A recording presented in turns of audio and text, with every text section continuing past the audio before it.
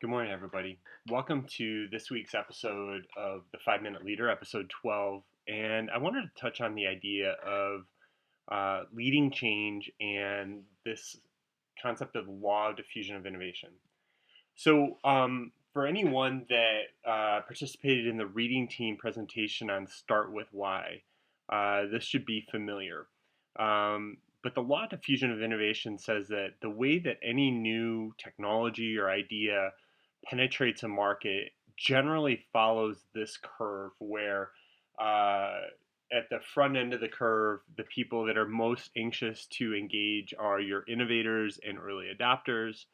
Once you can reach a um, Typically once you can reach a consensus of about 16% of the population, you reach a tipping point, and the early majority begin to engage.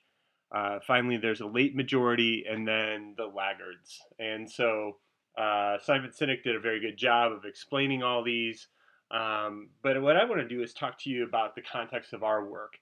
And really, it comes down to this idea of how will you use your influence for each of those cases or classifications. Um, you can't influence a late adopter or a late majority the same way you influence an early adopter or an innovator. Typically, innovators and early adopters are they've been waiting for you to show up forever, right? They absolutely want to engage with you. They see the value. You know they want to buy in straight away. Early adopters are a little bit more cautious. They'll wait to see some of the results, but generally they're favorable towards engaging with you, but they want to know more about it. And they might want to know more about a process or more about how that'll change their role. Late majority, they definitely want to see results. And again, you should be tailoring your approach with them a little bit differently, right? Build off the wins with the first half of the curve. Tell them about experiences, tell them about how it can influence their specific situation. And finally, there's laggards, right? And I think we've all run into laggards that don't want to change or they think it's easier for them to do it themselves. And you may have to tailor your approach with them even more drastically. You may have to build some trust over a period of time before you really have a chance to influence and drive change with them. But the thing I want you to think about is in each of your change initiatives, who are you dealing with? And you may be dealing with multiple personalities, but the idea is you need to understand your audience, right? To effectively drive change, you need to understand, okay, is the decision maker an early adopter? Are they a laggard? Are they early majority?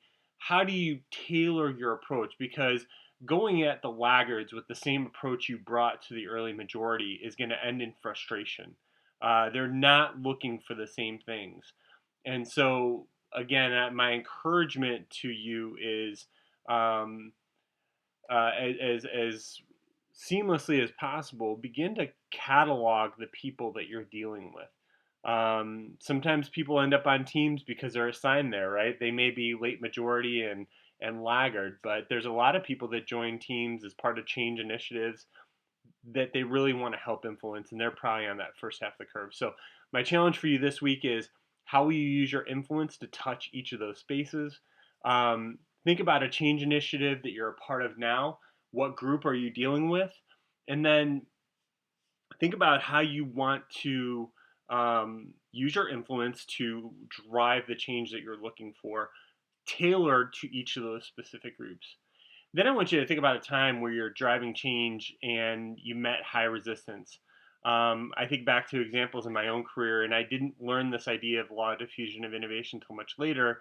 But I can think back to running into laggards, and that was the first group I was trying to change, as opposed to working my way around via the early adopters, early majority, to build some momentum and credibility. And then lastly, I'd recommend everyone rewatch Simon Sinek's TED Talk called "How Great Leaders Inspire Action" on YouTube or TED.com. So wishing you all good luck with that. I know that this is a big part of what we do every day is to drive change, and this idea and understanding who you're engaging, whether it's an executive, whether it's a working level, whether it's another manager, whether it's someone on your own team. It's important to understand who you're dealing with and tailor your change model specifically to those people so that you can begin to build momentum and confidence and trust with them. So thanks again for watching. We'll talk again soon and wish you all the very best.